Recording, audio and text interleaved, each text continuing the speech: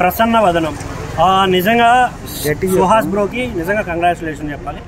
ఎందుకంటే it's a unique concept, చాలా కొత్తగా అనిపించింది నా వర్షన్.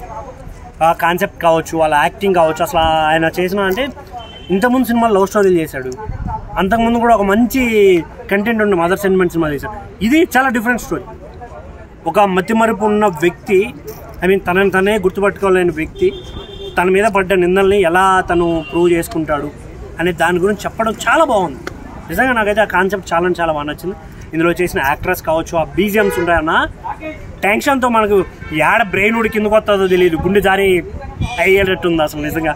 ఆ బ్యాక్గ్రౌండ్ స్కోర్ కూడా విలన్గా చేసిన యాక్ట్రెస్ కూడా చాలా బాగా చేశారు. విలన్గా చేయాలంటే ఒక దమ్ము ఉండాలి, అది ఆవిడకి చాలా బాగుంది, చాలా బాగా చేశారు, చాలా అందంగా కూడా కనిపించారు. సుకుమార్ వారసుడిగా ఆయన ఇండస్ట్రీలో నిలబడతారంటారా డైరెక్టర్స్ అంటే సుకుమార్ సార్ మార్క్ ఉంటుందన్న, ఖచ్చితంగా మార్క్ ఉంటుంది. ఎందుకు అంటే ఆయన ఐడియాలజీ నుంచి బయటికి వచ్చిన ప్రతి ఒక్కరికి ఆ మార్క్ అనేది కంపల్సరీ ఉంటుంది. సో ఈ కాన్సెప్ట్ కూడా యూనిక్గా కొత్తగా అనిపించింది నాకు. సో థియేటర్కి రండి, ఎంజాయ్ చేయండి, నిజంగా చాలా బాగుంది. Don't wait for OTT.